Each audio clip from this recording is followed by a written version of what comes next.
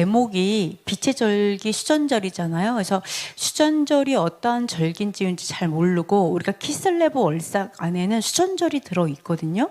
그러면은 키슬레브는 사실은 어떻게 보면은 우리 수전절이 가장 큰 주제로 되어 있는 게 키슬레브 월이에요. 그래서 키슬레브 월에 어떠한 엄청난 큰일이 있었고, 그리고 우리가 또 키슬레브 월은 1년 중에 가장 어두운 때거든요. 그러니까 어떻게 보면 우리 인생 중에 가장 어두운 때, 가장 깜깜하고 그리고 어둠이 지배하는 때, 그때가 키슬레브 월이죠.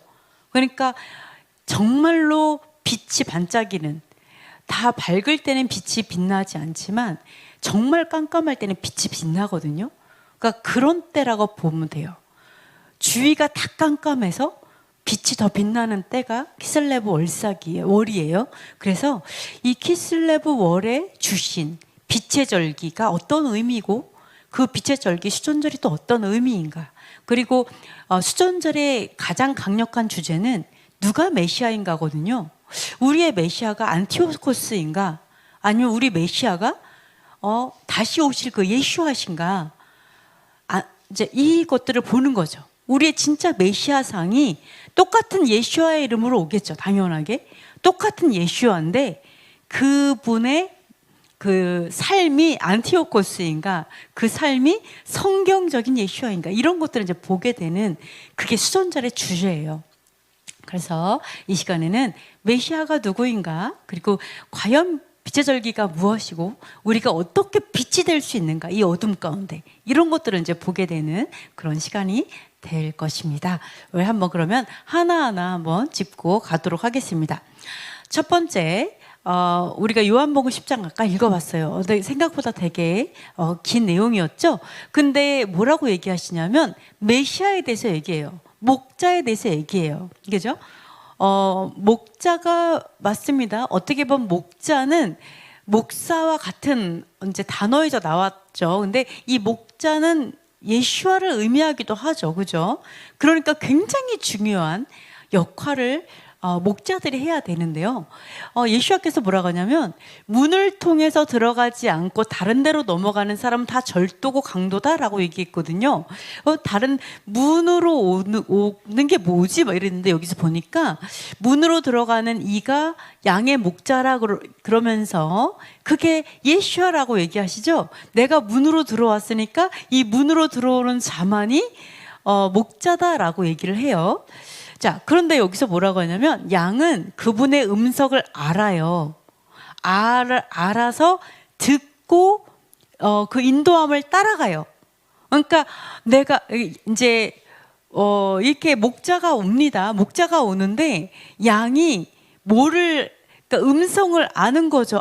이거 예수와의 목소리인데 그 알고 따라간다라는 거고요. 타인이 오면은 음성이 저 목소리로 아는 거죠. 저 목소리는 내 목자가 아니야. 그래서 안 따라간다고 얘기한다라는 거죠.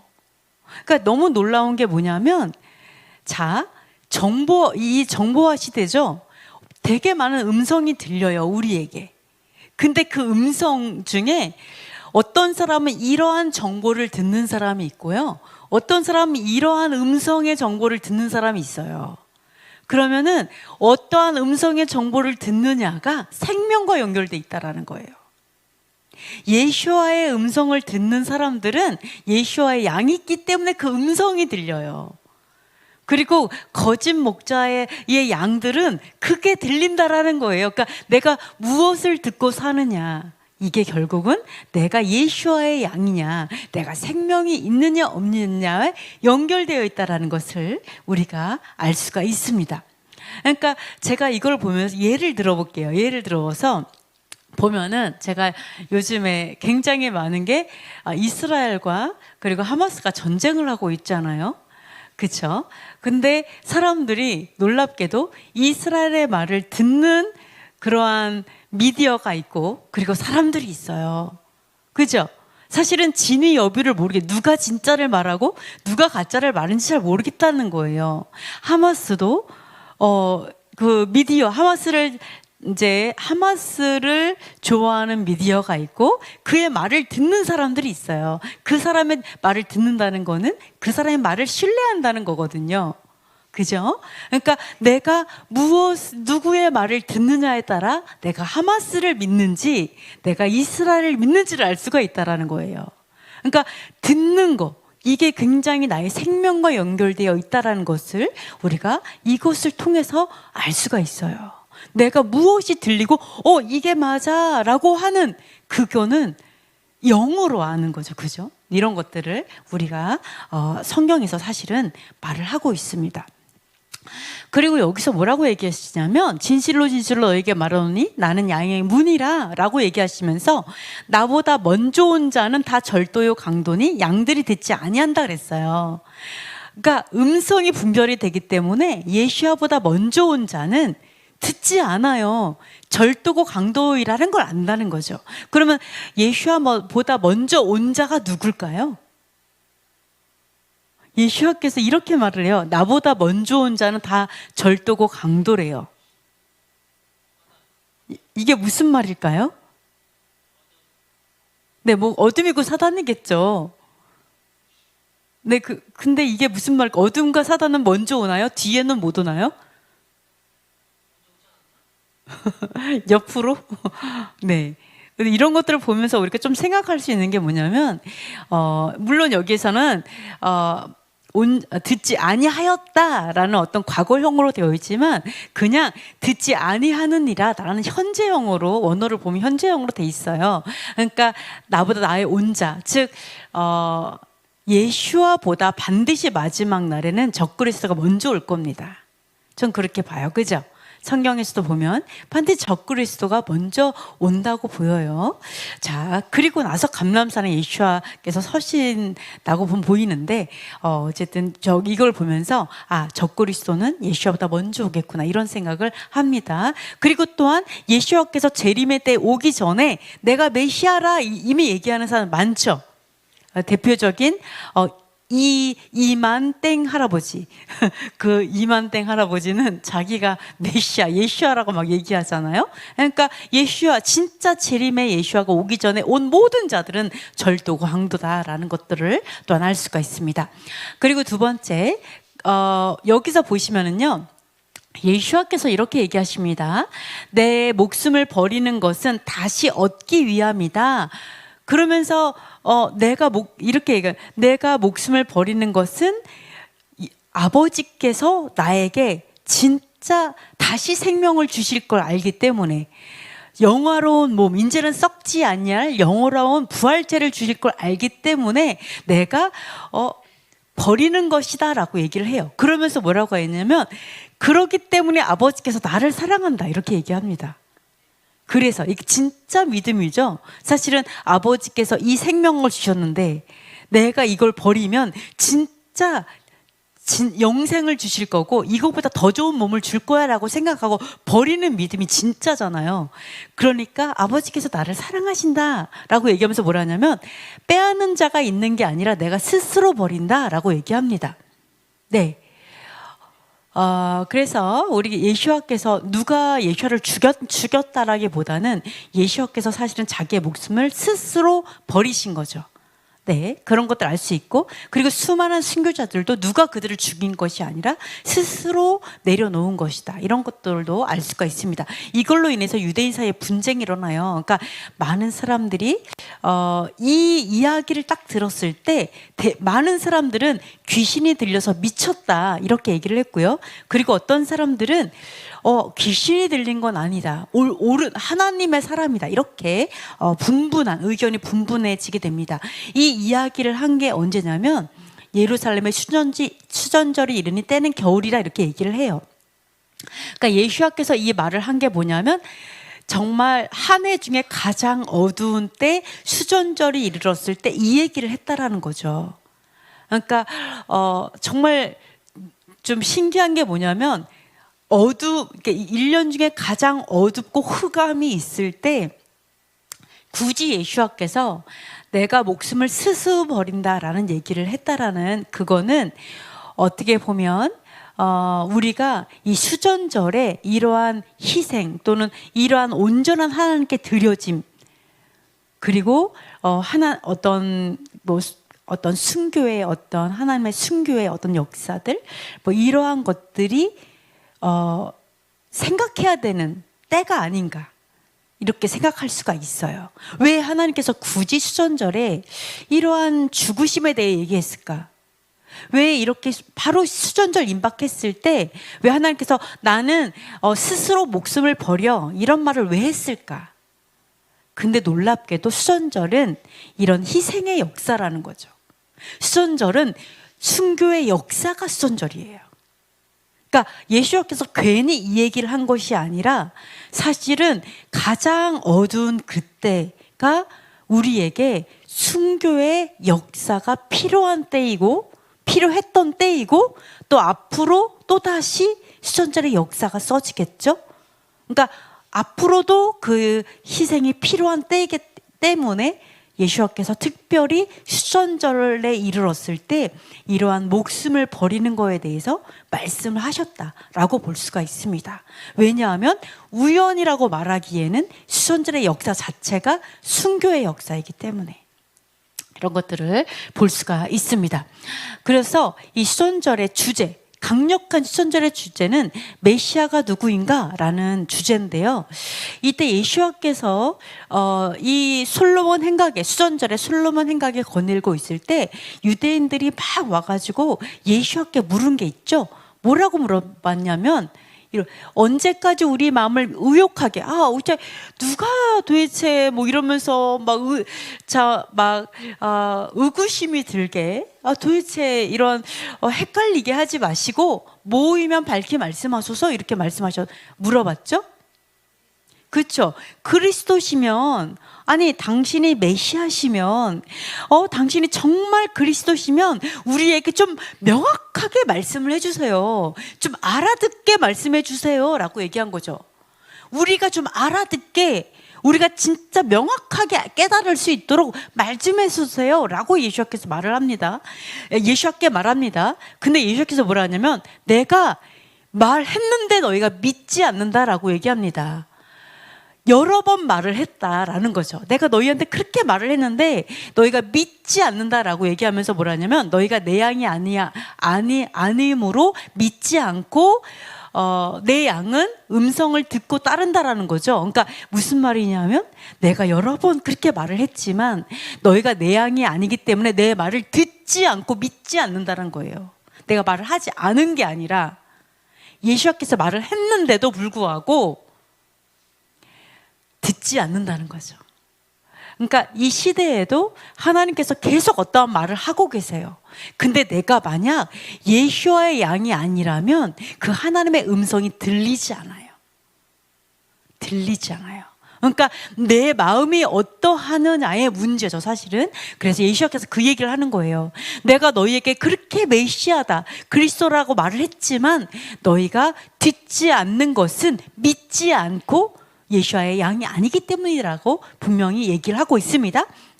이렇게 봤을 때 지금도 예수와께서는 또 여호와께서는 성령을 통해서 끊임없이 우리에게 무언가를 얘기하고 계실 거예요. 근데 우리가 그분의 양이면 들릴 거예요. 그분의 음성이.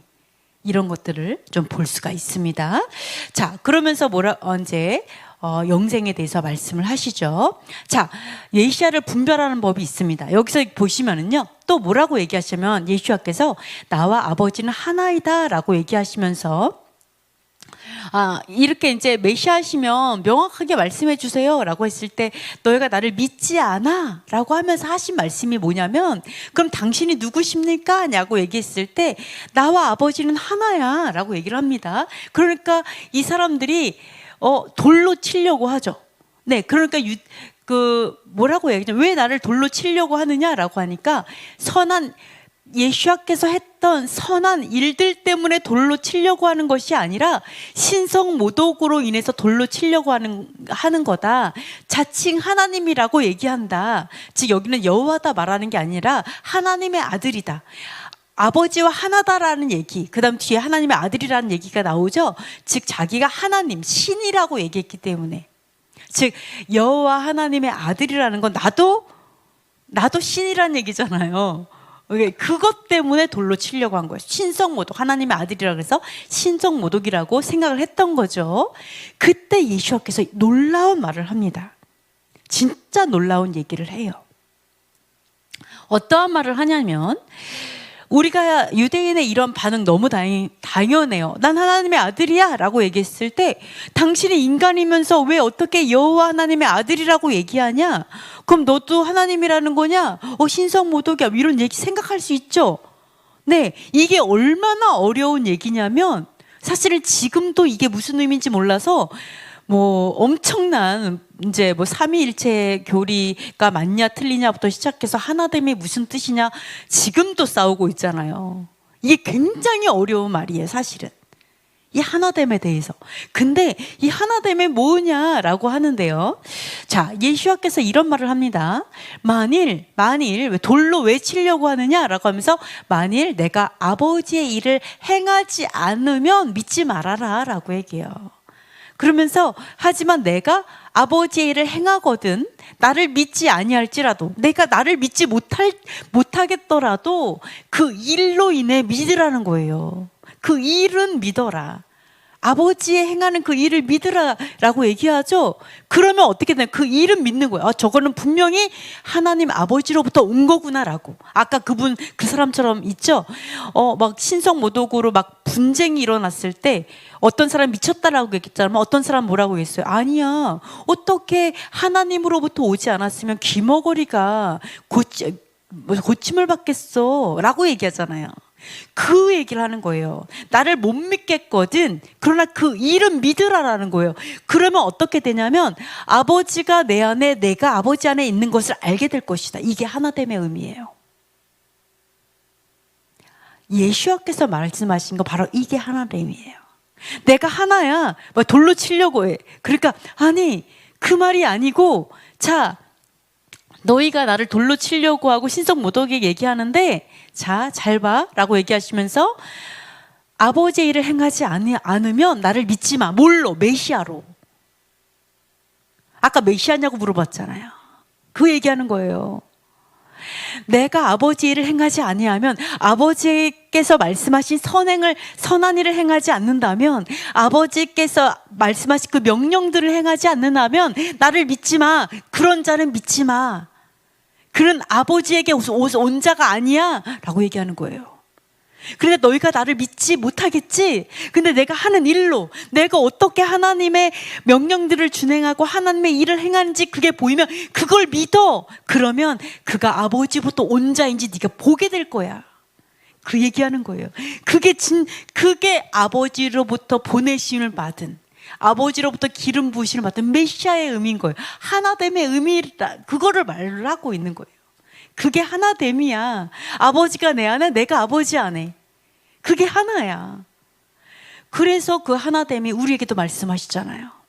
예수와께서 아버지와 하나이시기 때문에, 그리고 예수와께서 아버지의 일을 행하기 때문에, 우리가 아버지의 계명을 행하면 내가 예수 안에 있게 되고, 예수는 아버지 안에 있게 되고, 그래서 우리가 그분 안에 있게 되는 거잖아요. 내가 그분 안에, 그분이 내 안에, 이렇게 되는 거잖아요.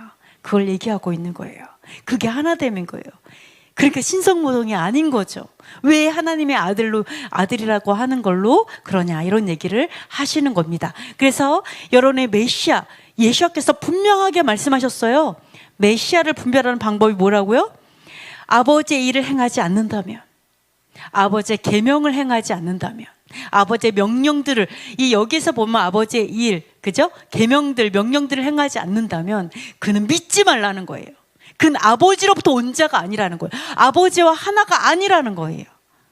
그 얘기하고 있는 거예요. 아, 그렇구나. 분명히 마지막 때는 메시아가 2명이 오죠? 한 메시아는 어떻게 해요? 아버지의 일을 행하지 않는 사람. 그럴듯한데 아버지 일을 행하지 않는 자가 올 거고, 그리고 또 하나 메시아는 아닌 것 같은데 아버지 일을 행하는 자가 올 거예요. 분명하게.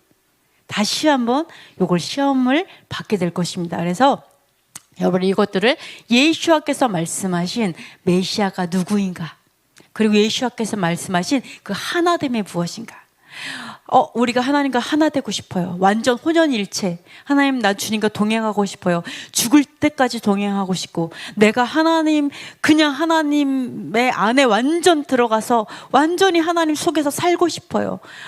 정말 에녹처럼. 여러분 휴거 엄청 좋아하잖아요. 휴거 받고 싶어 하고 엄청 기다리잖아요. 정말 그렇게 하나됨이 우리가 원하는 게 진짜 하나됨이잖아요. 그 하나됨을 진정 원한다면 우리는 아버지의 일을 행하면 돼요. 아버지의 명령들 안에서 행하면 돼요. 하나님의 계명을 행하면 돼요. 그러면 우리는 하나 될 수 있다라고 분명히 예수님께서 가르쳐주고 있고, 또 예수님께서 그렇다고 말씀하고 계십니다. 자, 그래서 요한계시록에 한번 읽어보도록 하겠습니다.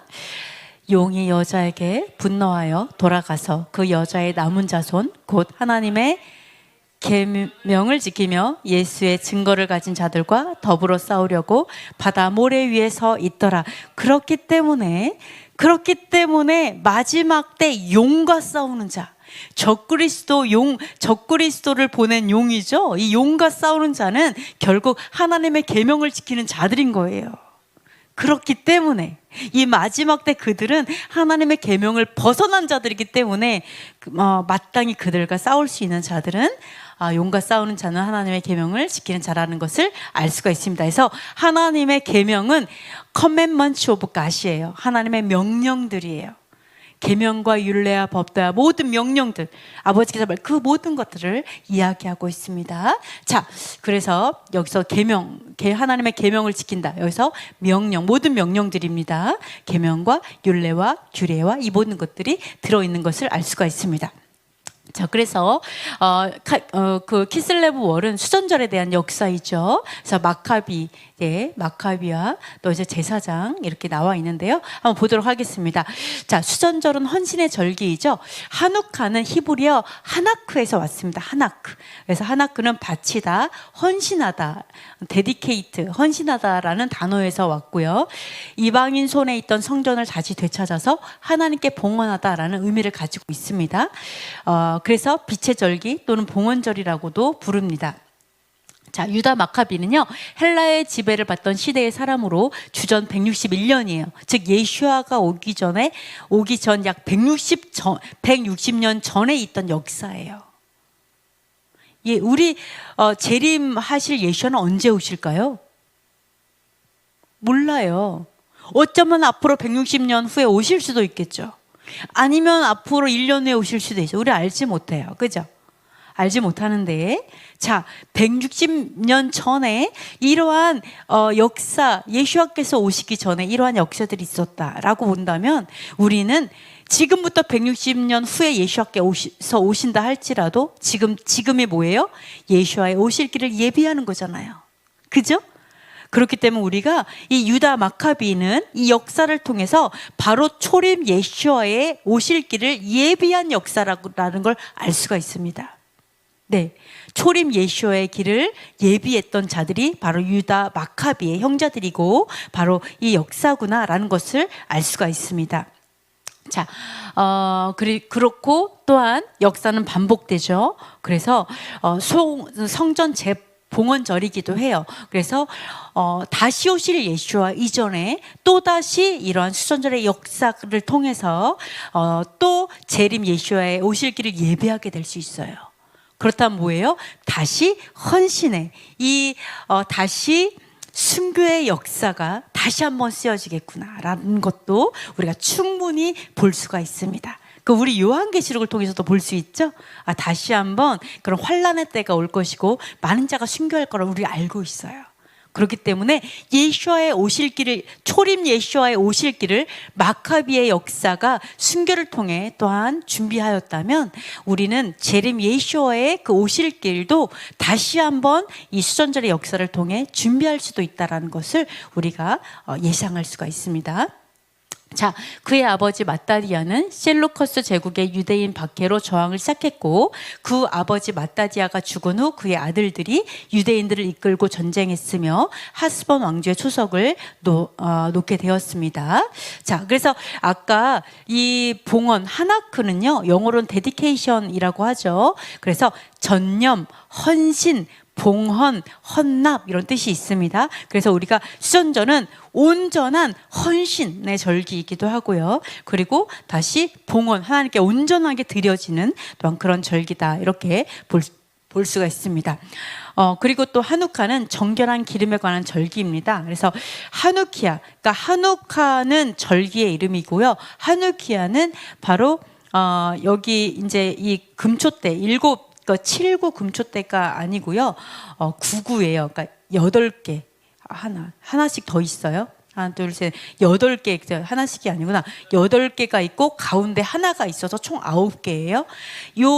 그 하누카 때 쓰는 촛대를 하누키아라고 합니다. 그래서 다음에 이제 보여드릴게요. 그래서 하누키아의 초를 켜는 방법을 이야기하면서 그때 일어난 기적의 전설도 함께 이야기가 되는데요. 마카비가 안티오코스 4세를 물리치고 성전을 되찾았을 때 일입니다. 모든 기름이 우상에 의해서 더럽혀져서 쓸 수가 없었습니다. 그런데 그 중에 대제사장의 인장으로 봉인된 정결한 기름 딱 하루치가 남아 있었어요. 그래서 성전의 메노라를 하루밖에 밝힐 수 없는 양이었습니다. 그럼에도 불을 붙였고 정결한 기름을 얻기까지 필요한 8일 동안 꺼지지 않는 기적이 일어났습니다. 그래서 놀라운 기적의 절기이기도 합니다. 그래서 하루치, 아까 이제 따로 하나가 있는 게 그 하루치 기름이 8일 동안 비춰졌기 때문에 9개가 있는 거예요. 그래서 8일 동안. 그래서 첫날은 이제 하나하고 요건 항상 켜 있고요. 하나. 그래서 총 2개가 켜지죠. 8일 되면 전체가 켜지는, 뭐 이렇게 하누카는 불을 켜고 있고요. 이때는 이제 우상에게 더럽혀진 성전, 그 날 하나님께 드리기 위해서 그날이 아니면 안 되었어요. 그래서 그날 해야 되는데 하루치밖에 없는 거죠. 할 수 없이 시작했는데 하나님께서 기적을 베푸셔서 그게 다시 기름을 얻을 때까지 8일 동안 갔던 그런 기적을 기념하고 기억하는 절기입니다. 그래서 1년 중 가장 어두운 절기에 하나님께서 불을 붙여주시는 기적을 일으키셨죠. 그래서 기적의 절기이고 빛의 절기다, 이렇게 이야기가 되고 있습니다. 오늘날에도 위암한 때가 아닌 이상 사람들은 그 하누카 불을요, 자신들의 집 밖 메주자의 맞은편에 놓고 밝히거나 밖이 보이는 창문에 불을 밝힙니다. 그렇게 하는 것은 하누카의 기적을 만방에 알리기 위함입니다. 그래서 사람들이 기독교의 크리스마스가 있다면 유대인에게는 하누카가 있다, 이렇게 얘기를 해요. 그리고 그러니까 유대인의 하누카가 뭐 기독교인의 크리스마스다, 뭐 이렇게 얘기도 해요. 하여간 그런데 어쨌든 크리스마스가 좀 이방절기잖아요. 왜? 태양신의 생일이니까. 그러나 하누카는 이게 하나님의 절기, 여호와의 절기인 것을 우리가 알 수가 있습니다. 그래서 우리가 마땅히 이제는 크리스마스를 지킬 것이 아니라 여호와의 백성이기 때문에 당연히 여호와의 명절을 지키는 게 마땅하다고 봅니다. 그래서 이렇게 8일 동안 하누카를 불을 켜는 절기를 갖고 있습니다. 자, 하누카의 가장 중요한 의식인데요. 오늘날 유대인들은 하누카 때 집집마다 도시마다 저녁에 불을 하나씩 늘려가면서 켜고 이 절기를 지킵니다. 8일째가 되면 모든 초에 불을 붙이게 되죠. 하누카의 기쁨은 전쟁의 승리와 성전의 회복에 있습니다. 그리고 이러한 영광의 승리를 위해 가장 어두운 때에 밝게 빛났던 많은 의로운 자들을 기억하는 절기이기도 합니다. 또한 8일 동안 기름이 지속되는 기적을 하나님께서 행하셨기 때문에 불을 켜는 것은 하누카의 가장 중요한 의식이 되었습니다. 그래서 하나님께서 빛을 주셨던 절기, 그리고 빛처럼 이 어둠을 밝혀줬던 의인들, 정말 헌신된 자들, 이런 것들을 기억하는 절기다라고 볼 수가 있습니다. 촛불은 일반적으로 어두워지기 시작하면 30분 안에 초에 불을 붙이고요. 그리고 1시간 반가량 탈 수 있도록 이제 사람들이 한다고 합니다. 자, 이렇게 해서 불을 하나씩 켭니다. 그래서 이렇게 보면 사람이 딱 봤을 때 오른쪽부터 이렇게 하나씩 켜나가죠. 그래서 이 아이는 지금 하나, 둘, 셋, 넷, 다섯, 5일째 된 것 같으네요. 그죠? 5일째. 이렇게 볼 수가 있습니다. 그래서 8일째가 되면 다 키게 되는 거죠. 자, 8번째. 백성이 하나 되기 위해 간습을 벌이라 라는 제목인데요. 보시면 안티오코스 왕이 우리 적그리스도의 그 대표적인 표상이 안티오코스죠. 물론 마카비서에 들어가면 안티오코스뿐만 아니라 많은 그 적그리스도 같은 많은 왕들이 나옵니다. 이제 대표적으로 안티오코스인데 그 이름도 안티로 시작해요. 그래서 안티오코스. 그래서 이게 진짜 적그리스도의 표상 이름도 비슷하다 이런 생각을 했는데요. 안티오코스가 많은 나라들을 정복을 했죠. 많은 나라를 정복하니까 많은 민족들이 있잖아요. 그러니까 많은 민족들을 한 백성이 하나 되게 하고 싶다. 이렇게 모든 백성이 한 백성이 돼야 한다라고 편지에 쓰고서요. 그렇기 때문에 그것을 위해서 해야 될 일이 뭐냐? 관습을 벌이라 이렇게 얘기를 합니다. 헬라 왕들이 그때 당시에는 헬라 왕들이 자신을 신격화했잖아요. 왕을 신격화했잖아요. 그래서 자기의 얼굴을, 자기의 형상을 한 금신상을 세우고 절하게 했잖아요. 그 자기, 왕이 곧 신이었던 시대를 살아간 거죠. 네. 그러니까 여기에서 모든 사람에게 관습을 벌여라. 이 말은 뭐냐면 종교, 정치, 경제를 통일시키고 싶은 거죠. 정치와 경제는 통일시켜요. 쉽게 할 수 있어요. 근데 종교까지 통일한다는 거는 뭐냐면 모든 사람을 자기를 숭배하게 만들겠다라는 거거든요. 예. 근데 만약 많은 민족이 있을 때 나를 숭배해, 왕을 숭배해 라고 했을 때 거침이 없어요. 대부분 다 할 수 있는데 누가 안 되느냐? 네, 당연히 여호와 하나님 외에는 누구에게도 절하지 말고 섬기지 말라고 했던 여호와 하나님의 백성만 그게 불가능한 거죠. 네, 그래서 왕이 자기의 왕권을 강화하기 위해서 그리고 모든 백성을 하나로 우리 모두 하나가 되자라고 했을 때 제일 먼저 하는 게 관습을 벌이게 하는 겁니다. 그래서 어떻게 했냐? 자, 이방인의 관습을 따르도록 칙령을 내립니다. 자, 제사를 금하고요. 안식기를 샤밧을 금하고요. 절기를 금하고요. 그리고 할례를 받지 못하게 하고요. 그리고 율법을 버리게 하고 모든 규례를 바꾸라고 합니다. 그리고 누구든지 왕의 명령을 순종하지 않으면 사형에 다 죽이라 이렇게 명령을 내립니다. 그래서 이제 이러한 것들을 우리가 이 마지막 때에도 분명히 왕이 일어서겠죠. 온 세상을 다스리고 싶은 왕이 일어날 것입니다. 그리고 그 왕이 일어나면 당연히 종교와 정치, 제일 중요한 종교를 통일하고자 하겠죠. 그런데 이 왕이 그냥 나라를 통치하는 게 아니라 뭐라고요? 성전에 앉아서 자기가 하나님임을 보이고자 하는 자가 적그리스도이기 때문에 반드시 이 일은 일어날 수밖에 없어요. 이 일은 일어나요. 그저 당연하게 제사를 폐하고 자기가 하나님이니까 누구한테 제사를 드려? 나한테 드려. 이게 당연히 제사를 폐합니다. 네, 폐하고 그리고 이러한 관습들을 다 바꾸게 됩니다. 왜요? 적그리스도는 하나님의 일을 하지 않는 자이기 때문에. 그죠? 하나님의 계명을 지키지 않는 자이기 때문에 당연히 이 모든 것을 폐하고 이렇게 갈 겁니다. 그래서 할례 받지 못하게 하고 사형에 처하고 이렇게 갑니다. 그런데 너무 놀랍게도 그 시대에 굉장히 많은 유대인들이 의로운 유대인들이요 기꺼이 사형을 받았어요. 기꺼이 그냥 죽었어요. 그래서 안티오코스가 가만히 보니까 이런 사람은 사형에 처해라고 했는데 너무나 많은 유대인들이 그냥 죽는 거예요. 그냥 죽음을 선택하는 거예요. 그래서 안티오코스가 열이 받겠어요, 안 받겠어요? 왕이 말하는 거를 얘네들이 뭘로 보고 왕을 무시하는 거야? 너무 화가 나서 어떻게 했냐? 그래 좋아, 네가 이기나 내가 이기나 보자 해서 내려와서 자기가 직접 고문을 하기 시작한 거예요.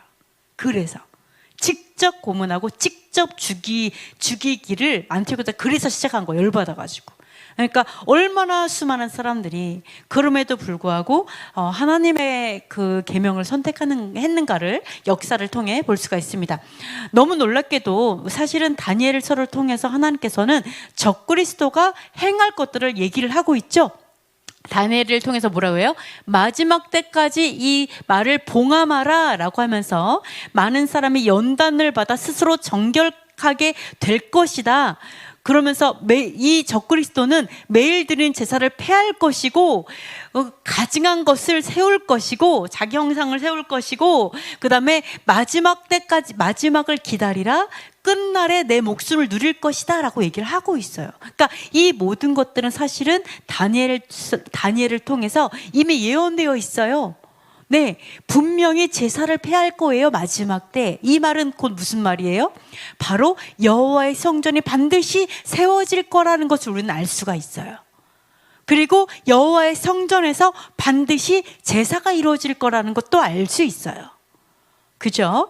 그러나 적그리스도는 하나님의 계명을 멸시하고 증오하기 때문에 당연히 제사를 폐하게 될 거예요.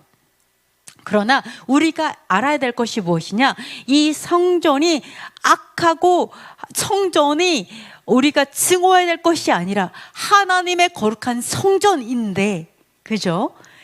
적그리스도가 더럽히는 거고 적그리스도가 폐하는 거예요. 요것들을 알아야 돼요. 적그리스도는 하나님의 거룩한 성전을 더럽히고 폐하려고 하는 자이지 성전이 더러운 게 아니다라는 걸 기억하셔야 됩니다. 그래서 마지막 때에 바로 그 일이 다시 일어날 것인데 바로 성전이 있을 것이고 마지막 때에 이러한 일이 있을 것이라는 것을 알 수가 있습니다. 또한 보시면은요, 마카비서에 보면 키슬레브월 15일에 키슬레브월 15일은요 월망이죠. 네, 월망입니다. 키슬레브월 월망에 어떤 일이 일어났냐? 신상, 금신상을요, 신상, 제우스 신상이나 이런 신상이죠. 이 신상을 제단에 세웠습니다. 예, 그리고 어떻게 했냐? 율법책을 산상조각 내고 불태워버렸고요. 율법을 책을 소지한 자도 죽이고요. 지키는 자도 사형에 처합니다. 명령을 했어요. 죽이라고 사형을 처합니다. 그리고 할례를 베푼 여자, 그러니까 자기 아이를 할례받게 한 여자도 죽이고, 엄마죠. 어머니도 죽이고, 아기도 그 다음에 할례를 행한 자들, 할례를 행한 그런 시술하는 자들 있죠. 이런 사람도 죽이고, 가족도 죽이고. 그러니까 할례에 가담한 그 모든 사람 다 죽이는 거죠. 원래 할례를 행할 때는 일가 친척이 모여서 축하하거든요. 그 할례를 행했다는 게 아는 순간 그 일가 친척 다 몰살시키는 거예요. 어떻게 죽여요? 어머니 목에 아기를 매달아서 죽였어요. 성전 위에서 애를 목을 매단 상태에 밀어가지고 죽이고 이렇게 했습니다. 이러한 끔찍한 일이 정말로 일어났다라는 거예요. 역사 안에서. 그리고 그 또 부정한 것을 먹지 않으면 죽였어요. 대표적으로 돼지고기였죠. 돼지고기를 먹지 않으면 또 죽여요. 근데 뭐라 그래요? 그들은 음식으로 더럽혀지거나 거룩한 언약을 더럽히느니 차라리 죽음을 선택했어요. 이 사람들이, 그러니까 안티고스가 미치는 거죠. 이것 때문에 너무나 많은 사람들이 마땅히 죽음을 선택했다라는 거예요. 네, 이렇게 이야기합니다. 자, 우리가 이 생각할 수 있어요. 아니 적그리스도가 일어났던 것도 알겠고 앞으로 일어날 것도 알겠어요. 이 어둠, 용에 소속된 자들이 앞으로 일어날 것이고 이 하나님을 증오하는 걸 알겠는데 도대체 율법을 갖고 있거나 지키는 게 뭐 얼마나 대단해서 죽이냐는 거죠. 왜 그렇게 증오할까? 우리가 하나님의 하나님의 율법이 얼마나 그렇게 대단해서 갖고만 있어도 죽일까? 소지만 해도 이거 누구 거야? 예를 들어서 성경책이 딱 있는데 이거 누구 거야? 조모세 장로님입니다. 당장 데리고 퍽 죽이는 거. 아니지. 그분의 주인도 죽이겠지만 내가 갖고 있는 게 발견만 돼도 무슨 북한이에요? 북한에서 성경 발견되면 죽이는 거. 이것처럼 어떠한 의미가 있길래 이게 죽여야 될 정도로 증오할까? 어둠이 왜 그렇게 증오할까를 생각해 봐야 돼요. 또 하나, 할례가 뭐길래 할례를 행한다고 온 가족을 몰살시킬까? 어둠에게 있어서 할례는 과연 어떤 의미일까 생각해 봐요. 우리가 할례 아무것도 아니가 버리기 전에 생각해 봐야 된다고요. 역사 안에서 왜 그렇게 증오를 받았는지. 그죠? 그냥 아무것도 아니야 이렇게 버리기 전에 우리는 정말 생각해 봐야 돼요. 그리고 또 하나, 돼지고기 이거 부정한 음식. 아니 부정한 음식을 먹고 안 먹고가 뭐가 그렇게 중요해서 돼지고기 때문에 그거 안 먹는다고 죽이냐고요. 우리는 음식 먹는 게 뭐가 대단 이렇게 생각하는데 왜 어둠은 그렇게까지 증오해서 이 입속에 돼지고기 못 넣어서 안달을 하고 뱉으면 죽여버렸냐고요. 이게 왜 이렇게 큰 의미가 있냐고요. 어둠한테는. 우리는 모르는데. 사단한테 좀 물어봤으면 좋겠어. 사단은 우리보다 더 많이 아는 것 같아, 뭔가를. 그죠? 분명히 우리보다 더 많은 영적인 걸 알 거예요. 제발 사단에게라도 물어봤으면 좋겠어요, 사람들이. 쉽게 에이 뭐 이러지 말고 제발 어둠 좀 데리고 와가지고, 야 일로 와봐, 야 루시 루땡땡 일로 와봐.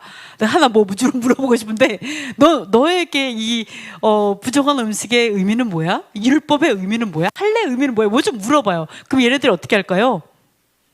예? 펄펄 뛰겠죠. 절대 지키면 안 돼, 뭐 이러면서. 절대 하여간 그렇습니다. 의미를 알아야 돼요, 우리가. 이런 좀 생각해 볼 수가 있어요. 자, 그러면 안티오코스가 안 그래도 이런 얘기를 합니다. 이제 안티오코스가 뭐라고 하냐면 노인에게 이런 얘기를 합니다. 이제 늙은 노인이 고문을 받기 위해 왔어요. 그러니까 노인이, 그러니까 안티오코스가 아까 다 사람들이 자꾸 죽기로 결단을 해버리니까 안티오코스 열받았죠. 그래가지고 내가 직접 고문하리라고 내려왔어요. 정말로 왕이 직접 온 거죠, 유대인에게. 그랬을 때 옛날에 제사장이었던, 그러니까 전 제사장이죠. 예전에 제사장이었던 그 노인이 끌려 나옵니다. 예. 끌려 나와요. 그래서 그 노인에게 뭐라고 하냐면 돼지고기를 먹고 구원하라고 얘기를 합니다. 여러분, 돼지고기 먹고 구원한다라는 생각 안 해봤죠? 그러니까 지금 죽을 판인데 돼지고기를 먹고 너 자신을 구원하라고 얘기를 하면서 뭐라고 하냐면, 나는 너의 나이와 백발을 존중한다 라고 얘기하면서, 근데 유대인의 종교를 보면 철학자가 아닌 것 같다. 그게 무슨 철학이냐라는 거예요. 유대인의 이런 사상이 철학이 아닌 것 같다. 자연이 우리에게 그것을 먹도록 허락하였는데 왜 이 동물의 훌륭한 고기를 먹기 싫어한단 말이냐. 자연의 선물을 멀리하는 것은 어리석은 일이다. 돼지고기는 훌륭한 고기라는 거죠. 선물이라는 거예요. 자연의 선물. 진리에 대해 헛된 견해를 가지고 나를 멸시하고 스스로 상처를 입힌다면 더욱 무익한 일을 행하는 것이다. 돼지고기 안 먹는 게 안티오코스를 멸시하는 거래요. 너무 신기하죠? 이런 느낌을 받는 사람이 있을 거예요, 분명히. 어리석은 철학에서 깨어나 헛된 생각을 떨쳐버리고 나이에 맞게 생각을 하여 이로운 진리에 따라 철학하고 나의 인간적인 조언을 존중하여 자신의 노년을 긍휼히 여기지 않겠는가라고 얘기합니다. 안티오코스의 말이 100번 좀 이해가 되지 않아요? 돼지는요, 새끼도 되게 잘 난대요. 새끼도 엄청 순풍순풍 잘난대요. 그쵸? 그러니까 자연의 선물이 아닐까? 더 먹어보면 맛있다라고 사람도 있잖아요. 그죠? 저도 과거에는 맛있게 먹었었기 때문에 몰랐을 때는. 그래서 하여간 왜 이거를 안 먹느냐는 거죠. 자연의 선물이고 어떻게 보면 너무너무 새끼도 잘 나고 우리의 먹어보면 또 맛있고, 그러니까 너무 어리석다. 이것 때문에 뭐 안 먹는 거 자체가 너무 어리석은 생각 아니냐. 너무 헛된 생각이다. 더군다나 지금 너 이거 돼지고기를 먹으면 널 살려줄게라고 하는데 이러한 상황에서 돼지고기를 안 먹고 죽음을 선택하는 이것만큼 어리석고 바보 같은 게 어딨냐라고 얘기하는 거죠. 어때요? 안티고스의 말이 이해가 안 돼요? 이해가 돼요? 네? 그래서 아니 요거 한 조각만 먹어도 살려주는데 그것도 어쩌면 앞에서 돼지고기를 숯불로 엄청 맛있게 굽고 있었을 수도 있어요. 그 앞에서. 제가 알기로는 그렇게 알고 있어요. 돼지고기 여기서 막 구운 걸로 막 엄청 맛있게 요리를 해갖고 온 걸로 알고 있어요. 책에 보면. 엄청 그리고 하여간 그렇습니다. 막 해서 되게 맛있게 구워가지고 주는데 이것만 먹으면 살려주는데 뭐 하나님을 부인하라고 한 것도 아닌데 이렇다라는 거죠. 그때 안티오코스가 생각할 때 너무 어리석다라고 생각을 했어요. 그러나 이거에 너무나 이해가 되는 사람 많을 거예요. 너무 이해가 안 돼. 유대인을 이해할 수 없는 사람이 아마 더 많을 거예요. 아니 저런 상황에 차라리 먹고 살지 왜 죽고자 하냐라는 거죠. 한낱 어떤 음식인데. 자, 이렇게 생각할 수 있어요. 그래서 과연 우리가 이렇게 보면은 이제 누구의 말을 듣냐 이렇게 좀 생각할 수 있죠. 하여간 그렇습니다. 자, 근데 이사야에 이런 말이 있습니다. 진짜 우리가 하나님께서 뭐라고 여호와께서 얘기했냐면 어떤 사람들이 그 동산에 가서 우상에게 제사를 하고요. 그리고 돼지고기를 먹으며 가증한 부정한 국을 또 먹으면서 담으면서 먹으면서 뭐라고 얘기하냐면 나는 너보다 거룩하다. 아까 안티오코스라고 뭐라 그랬어요? 안티오코스가 뭐라고 했냐면 이렇게 얘기하죠. 자연에 뭐라고 했냐면 어리석다라고 얘기했어요. 이로운 진리를 따라 철학하라고 얘기했어요. 즉 안티오코스는 뭐라 하냐면 돼지고기를 먹는 것이 이로운 진리라고 얘기하는 거예요. 자, 생각해보세요. 안티오코스는 돼지고기를 먹는 게 이로운 진리다라고 얘기한 거고요. 돼지고기를 먹지 않는 것이 어리석다라고 얘기한 겁니다. 자기는 철학자인데 유대인들은 참 어리석다, 이렇게 나이에 맞지 않다, 헛되다 이런 얘기를 합니다. 그런데 여기서 보시면요, 이 이사야에 나온 사람들이 돼지고기를 먹으면서 뭐라고 하냐면 나는 너보다 거룩하다라고 얘기해요. 진짜 거룩함의 기준이 갑자기 돼지고기를 먹어요. 돼지고기를 보면 여호와께서 부정하다고 얘기했잖아요. 근데 이 사람은 그 돼지고기를 먹으면서 나는 너보다 거룩해.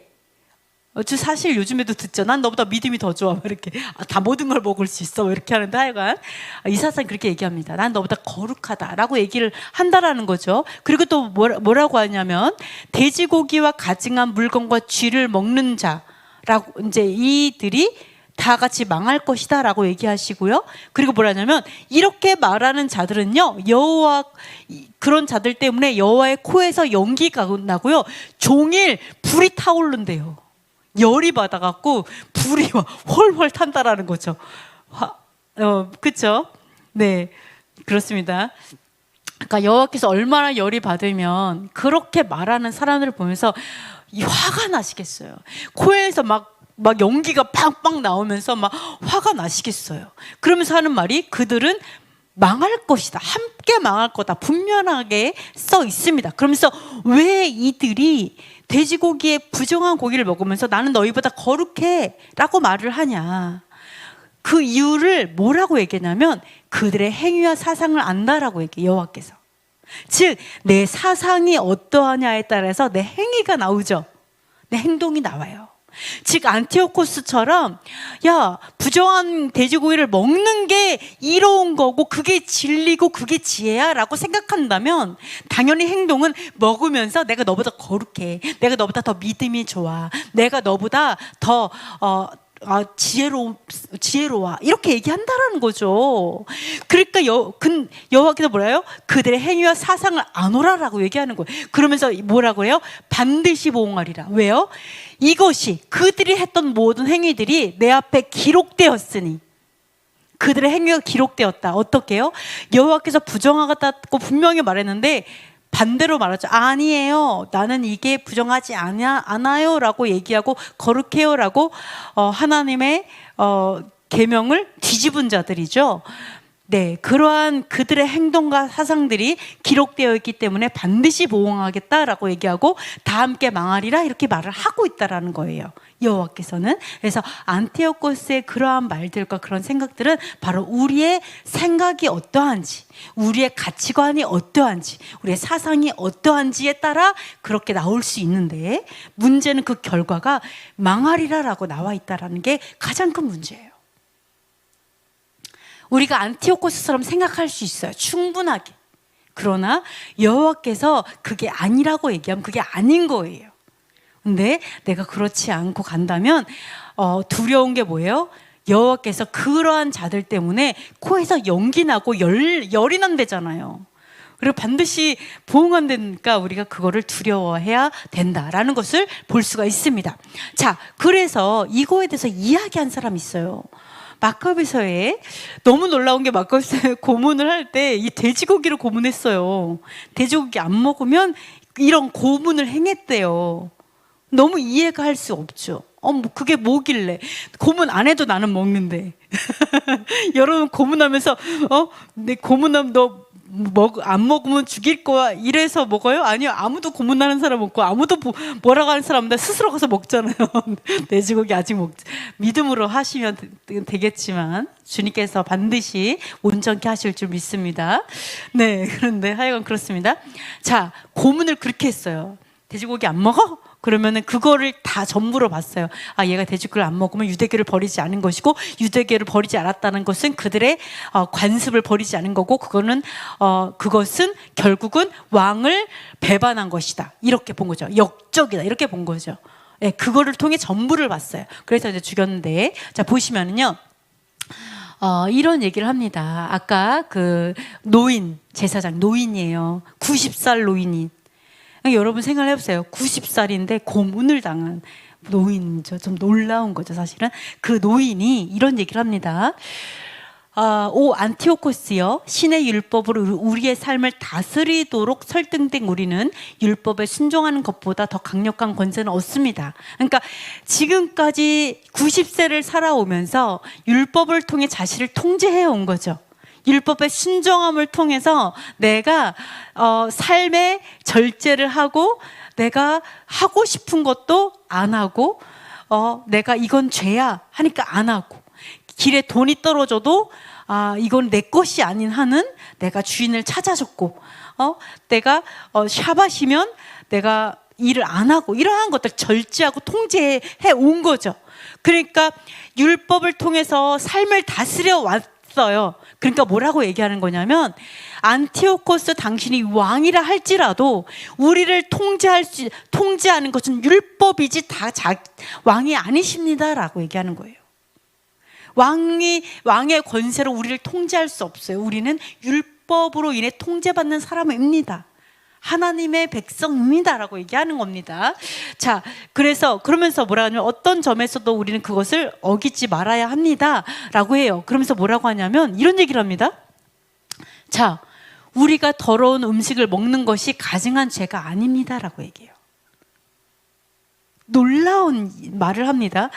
지금 그 돼지고기를 먹어, 그래서 안 먹어 이러고 죽는데, 뭐라고 하냐면 더러운 음식을 먹는 것이 가증한 죄라고 생각하지 마세요. 이게 너무 가증한 죄라서 우리가 죽기까지 한다고 생각하지 마세요.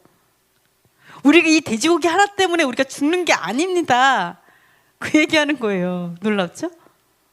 우리가 이 한낱 음식 때문에, 부정한 음식 하나 때문에 우리가 그래서 죽는 것이 아니고, 그것을 그렇게 가증한 죄라고 생각해서 우리가 죽는 게 아닙니다. 죽음을 선택하는 게 아니에요. 뭐라고 얘기하냐? 이럽니다. 법은 작든 크든 어긴다는 것 자체가 중대한 일이기 때문입니다. 이게 다 법이라는 거예요. 하나님께 주신 법은 아무리 작아도 그걸 어긴다는 것 자체가 너무나 큰 문제라서 우리가 할 수가 없다라는 걸 얘기하는 거예요. 자, 그러면서 어떤 경우에라도 법은 똑같습니다. 똑같이 경멸될 수 없습니다.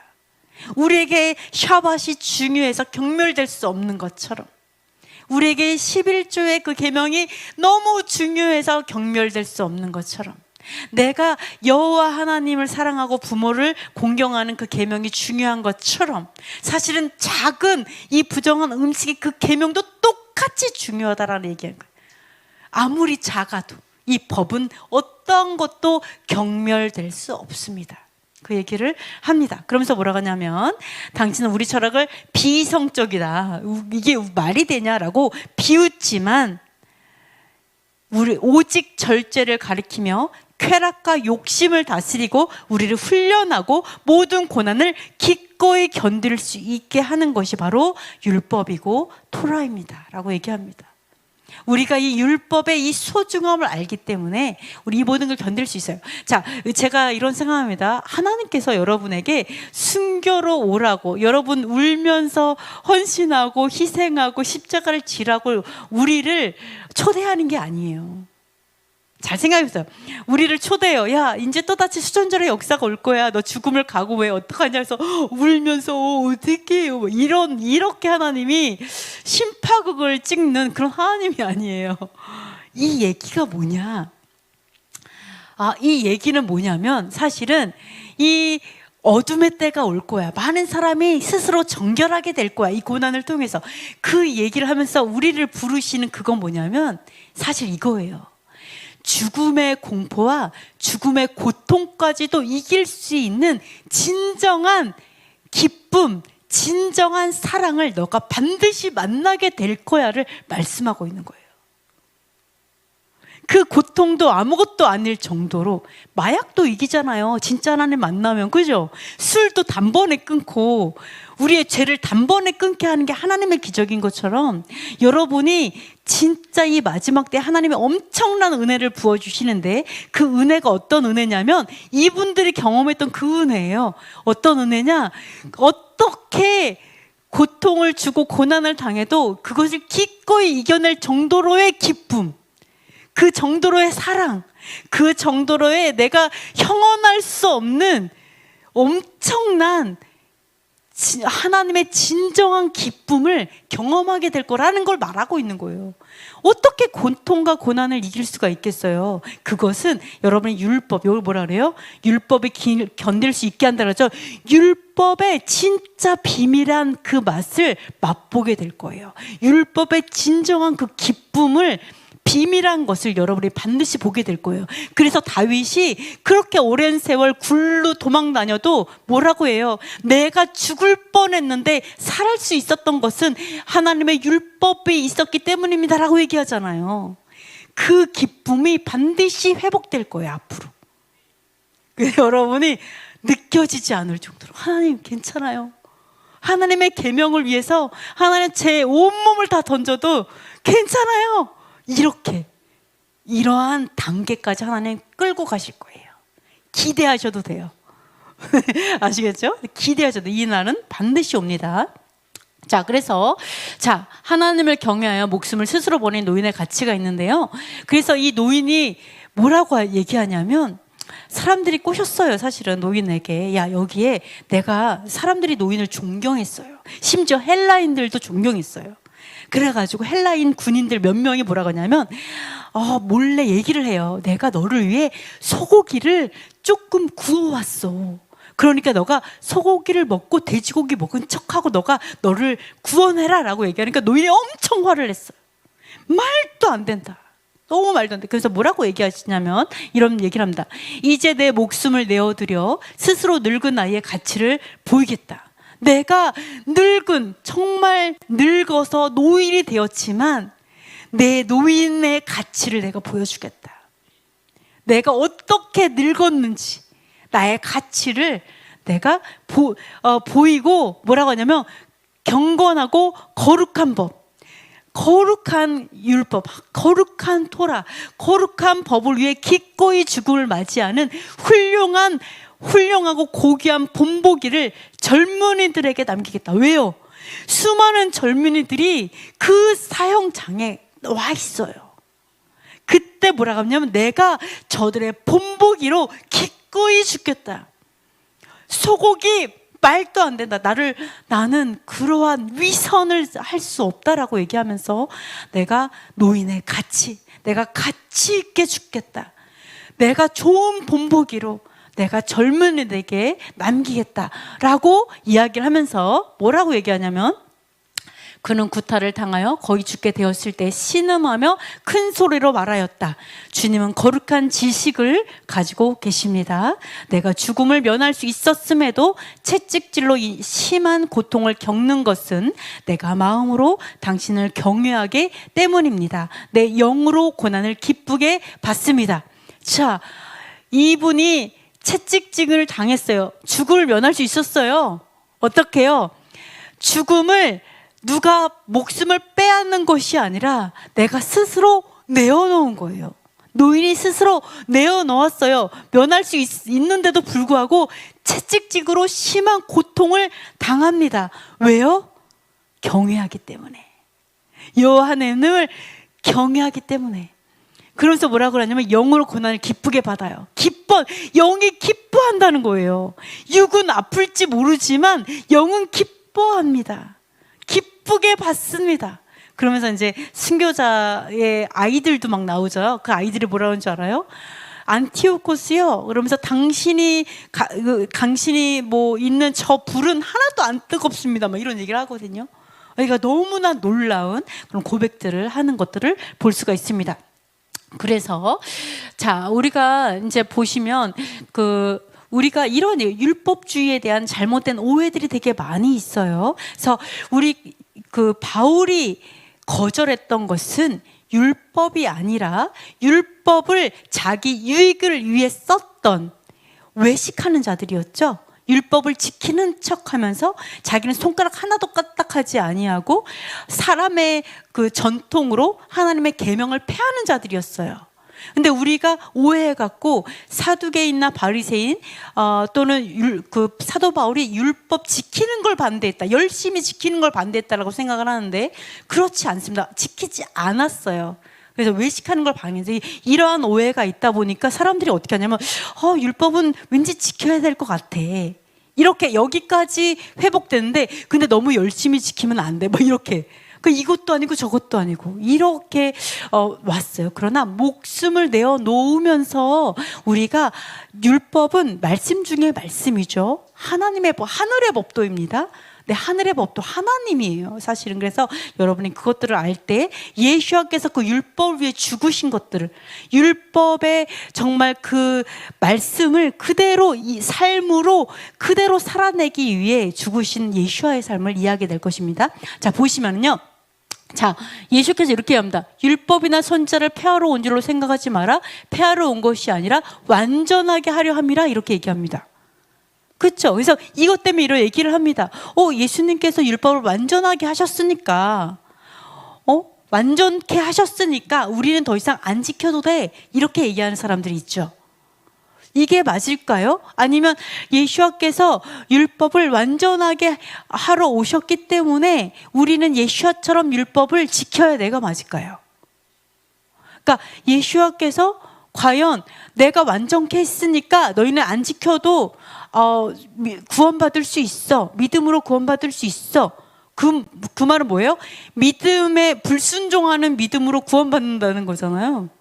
그거를 위해 오셨을까요? 그죠? 만약에 예수께서 완성했으니까 너희는 그 율법을 지키지 않고 믿음으로 구원받는다는 거는 불순종의 믿음으로 구원을 받는다. 정말 이것 때문에 오셨을까라는 거죠. 이런 것들을 좀 생각해 봐야 되는데요. 사실은 여기에서 하나님께서 이게 완전함이 무슨 뜻인지에 대해서 예수께서 설명하고 있습니다. 그죠? 완전함의 뜻이 뭐예요? 율법의 1.1획도 결코 없어지지 아니하고 다 이룰 것이다 라고 얘기하면서 뭐라 그래요? 지극히 작은 것 하나라도 버리지 않고 행하며 가르치는 자는 천국에서 크다. 그러므로 이런 자가 크다라고 얘기하죠. 이 말이에요. 예수께서 오신 이유는 율법을 폐하러 온 게 아니라 완전하게 하려고 왔기 때문에, 그렇기 때문에 율법의 1.1획도 얘기 나오죠. 지극히 작은 것 하나라도, 율법의 1.1획이라도 버리지 않고 행하고 가르치는 자가 천국에서 크다라고 얘기하는 거예요. 이게 완전함의 의미예요. 완전함. 어떤 것도 버리지 마. 아무리 작더라도 어떠한 것도 멸시될 수 없어. 이 얘기하고 있잖아요. 어떠한 것도 무시될 수 있는 법은 없어. 그 어떠한 작은 것도 버리지 않고 지키는 자가 천국에서 큰 자야. 이 땅에서 작은 자로 살잖아요, 우리. 이 땅에서 정말 작은 자로 살아야 되잖아요. 근데 천국에서까지 작으면 안 되잖아요. 큰 자가 돼야 되잖아요. 이 얘기를 하고 있잖아요. 자, 그래서 뭐라 그래요? 여기서 보면 원래 완전하다의 원어의 뜻은요, 원래는요, 가득 차게 하다, 꽉 채우다예요. 또 충만하다의 뜻이에요. 충만하다. 예수님께서 이 땅에 오신 이유가 뭐라고요? 율법이 충만하게 하기 위해서, 온 땅에 율법이 가득하게 하기 위해서 오셨다라고 얘기하시는 거예요. 다 끝났다, 이제 안 해도 돼, 이거 가득한 게 아니죠. 사실은 온전히 완전히 채워지게, 그렇기 때문에 아무것도 버리지 말고 지키고 행하고 가르치라고 얘기하는 거예요. 그 자가 천국에 크다. 그래서 뭐라 그래요? 너희의 의의가 서기관과 바리새인보다 더 낫지 못하면 결코 천국에 못 들어간다고 하잖아요. 서기관과 바리새인이 어떤 사람이에요?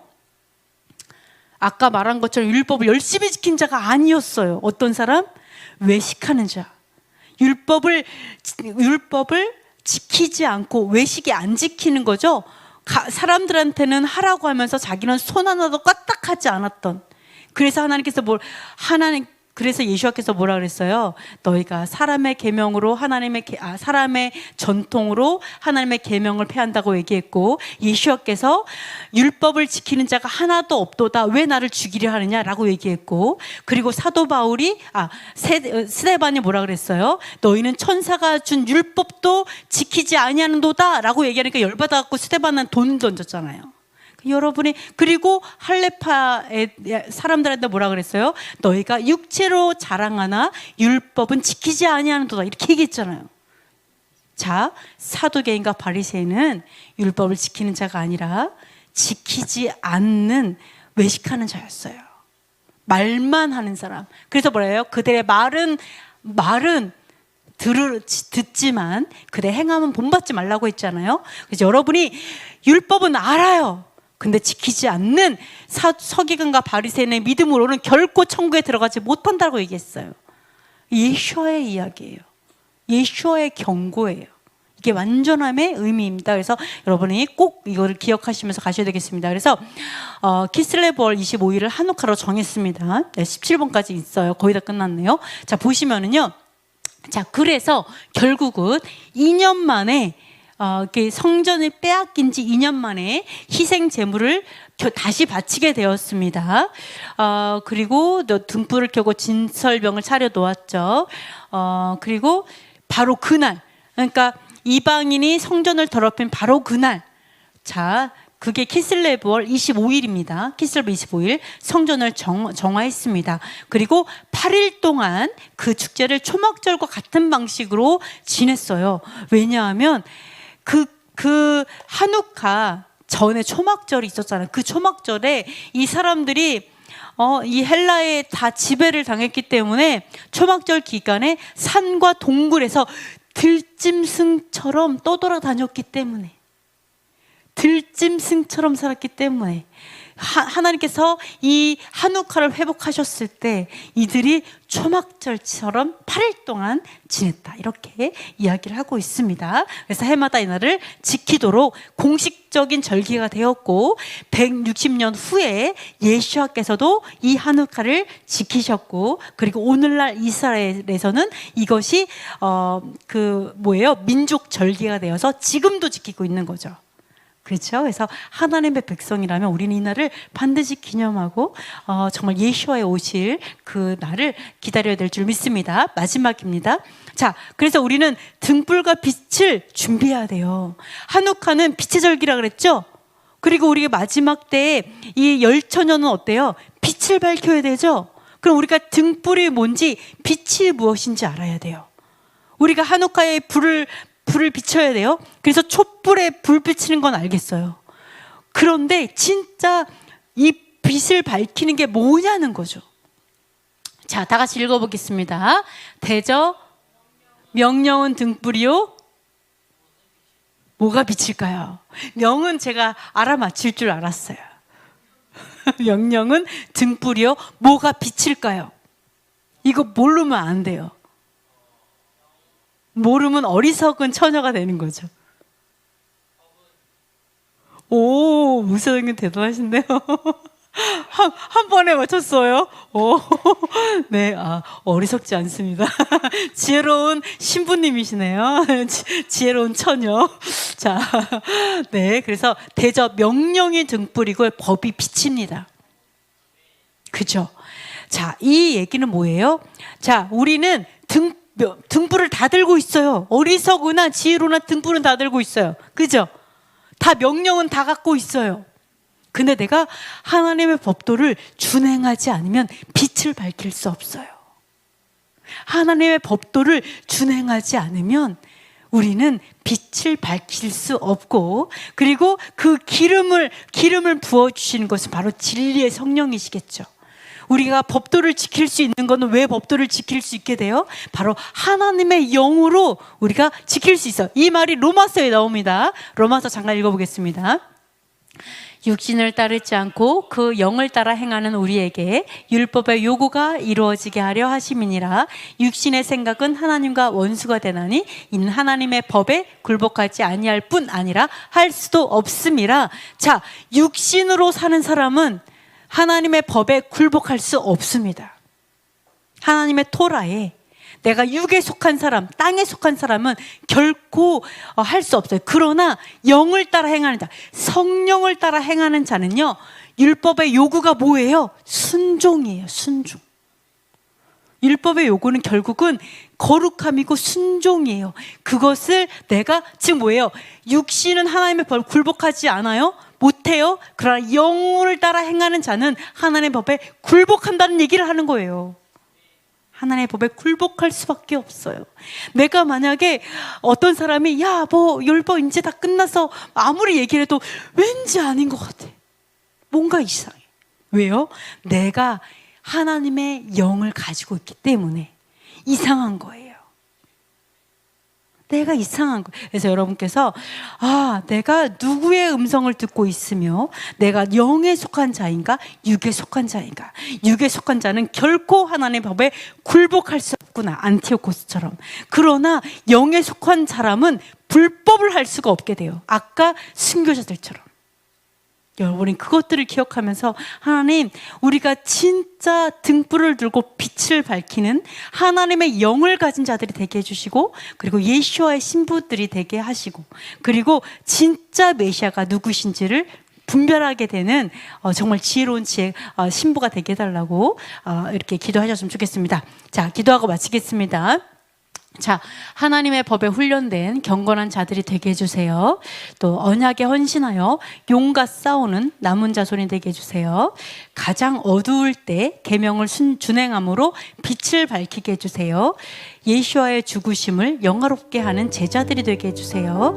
한우카를 통해 정결한 기름을 준비하는 지혜로운 신부가 되게 해주세요. 이스라엘을 테러로부터 지키시고 예루살렘에 샬롬을 주세요. 이 시간 우리 잠시 기도하고